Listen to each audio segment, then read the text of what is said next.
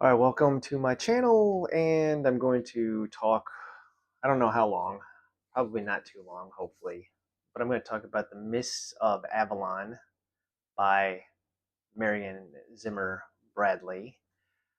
Um, yeah, this was like I guess this book is canceled, or the author's canceled, and I'm not going to get into all that because I really don't feel like getting into nasty topics that deal with abuse.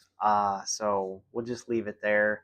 If you want to look into that, you're welcome to look at the allegations that have been made against Mrs. Bradley by her daughter, against Mrs. Bradley and her husband, Walter Brain. Pretty disturbing and disgusting stuff, to be honest with you. So I'm not going to talk about it. But this is a feminist telling of the Arthurian legend. Um, I will read the acknowledgement in the front of this.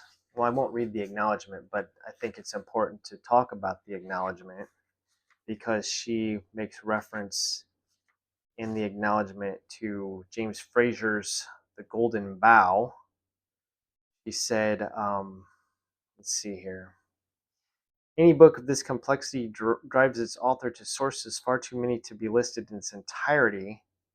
Then she lists also a whole thing here of stuff, but she says she read her way through the 10-volume edition of James Frazier's The Golden Bough, and she also read a 15-volume set of books on comparative religions. So The Golden Bough is going to tie to a book that I just talked about here recently, which was From Ritual to Romance by Jessie Weston. So I suppose in a way, the idea is that now Miss Bradley does not mention Jessie Weston, but it's clear she probably used this as well because the her telling of the Arthurian legend, it really deals with like a clash between paganism and Christianity, and it's also got like a matriarchal versus patriarchal component to it. So men versus women, right? She's got like this cult of the goddess that's set up. So this I think is probably based mostly off of Sir Thomas Malory's The Death of King Arthur. This book right here, this what is this 15th century Arthurian text? Okay, she's using this I think as her guide for her massive feminist telling. So yeah, and then she's calling on this, right? Because her book involves like there's a cult of the goddess. Okay, so you have all your principal characters: King Arthur, Merlin. Only in this book, Merlin is a title. It's the Merlin. There's actually two Merlins. There's Merlin, whose name is Taliesin or Taliesin, the bard, and then there's another Merlin in training named Kevin. Okay. Well, anyways, all these Arthurian stories, this book was published 1982, so it came out a year after John Boorman's Excalibur in 1981. So it's a modern telling of the Arthurian legend, but like I said, it's from the female perspective. So it's divided into like four parts. Okay, the first part focuses on, it's called the Mistress of Magic. Igraine is in this part. So Igraine is, again, who's like, I don't know, I can't assume that the audience here knows anything about the Arthurian legend. So Igraine is the mother of King Arthur.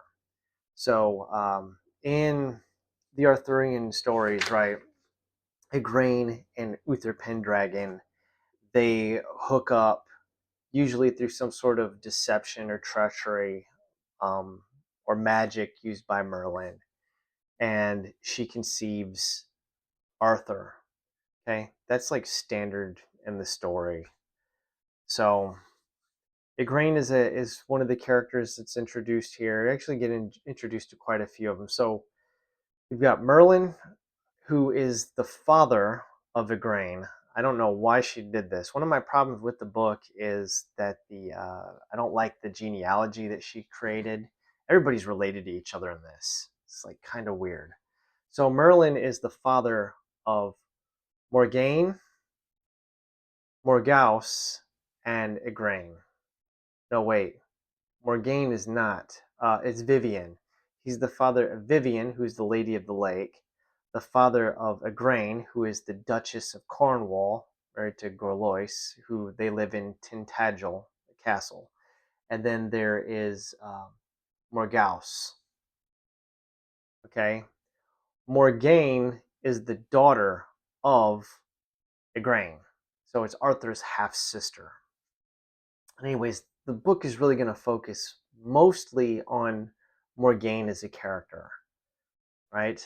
Kind of like her whole thing, being kind of like a lady of the lake in training.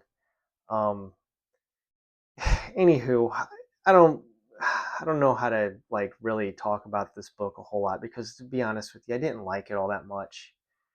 Um, Vivian, who's the lady of the lake, like she's also the mother of Balin, which is one of the knights of the Round Table, and she's also the mother of Lancelot. So, yeah, that means that Arthur and Lancelot are cousins, which is just like what? And so that makes like Merlin like Arthur's grandfather.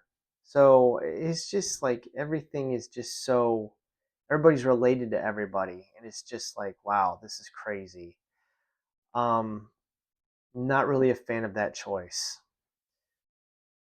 The book is really preachy, which is fine. I would expect a story being told from the perspective of a pagan priestess to be antagonistic towards Christianity, but and like that doesn't really bother me all that much. But the fact that it's just like so repetitive that this whole um, antagonism between Christianity and this pseudo religion that she's created. I don't know. It's just kind of weird. I guess one of my biggest problems is that she does the character. You know, it's an obviously the story of King Arthur is not really grounded in history, but she has Saint Patrick become like the bishop uh, and like the bishop of Britain, which historically speaking, like that didn't happen. Um, St. Patrick was, you know, he went to Ireland. So, I mean, like, what? So, when she does try to make historical connections, like, she kind of fails.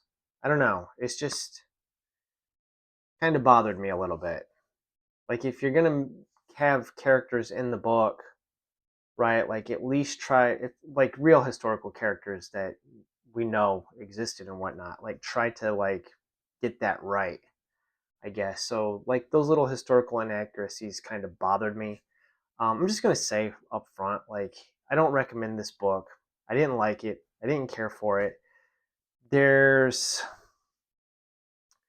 there's a I don't know. It's weird. I'm not gonna get into all this sexual stuff. Everybody in this book is just consumed with lust. I guess that's the theme, but it's kind of in a grotesque way because there's a lot of incestuous relationships in here. I mean, a lot of them, which is just like, ew, gross. I mean, ugh. So, yeah, what else is there to say? Um, I guess if I was going to recommend like a modern Arthurian telling, I would say check out Mary Stewart's Merlin trilogy. I read that prior to starting a booktube channel and I really, really liked it a lot. The Crystal Cave is the first book in that series, but she kind of like really tries to ground it and make it like historically accurate, kind of like in a what if this was real and it happened. which is nice. Magic actually exists in this, and I guess, like, before I close out, I'll say I do think that Robert Jordan, who wrote The Wheel of Time, probably read this and ripped it off, because the antagonism between the men and the women, between the, you have like a clash between Christianity, which is patriarchal, and between about this cult of the goddess, right, which is feminine. So the goddess versus the god. So it's almost like the Wheel of Time with the Sidene and the Sidar, the men and women clashing with each other. What else? Oh, Avalon, of course, and then Tarvalon. But what really gets into the whole thing is like Avalon and the Glastonbury tour, where the church, is there. They exist, but they're like in different planes of reality. So it's kind of like a multiverse, almost like the Steadings that are in Wheel of Time. And then like Uther Pendragon has dragon tattoos on his arms, and so does Arthur, just like Randall Thor in Wheel of Time. And Arthur is described as having gray eyes, just like Randall Thor and Wheel of Time. Um, so yeah. Oh, and the whole thing about the dragon banner. Um, Obviously, Randall Thor is called the Dragon Reborn, and everybody in this is under the dragon banner that Arthur and Uther carry into battle. So, and then there's like a whole dream realm in here as well, a realm of dreams. So I was like, man, like Robert Jordan just okay. Robert Jordan, you take it from Lord of the Rings, Dune. What else? Obviously, I think he had read this and is borrowing from it. I mean, think about Avalon, right? Like the Amaranth seat. Where is it at in Wheel of Time? Tarvalon, Avalon, Tarvalon.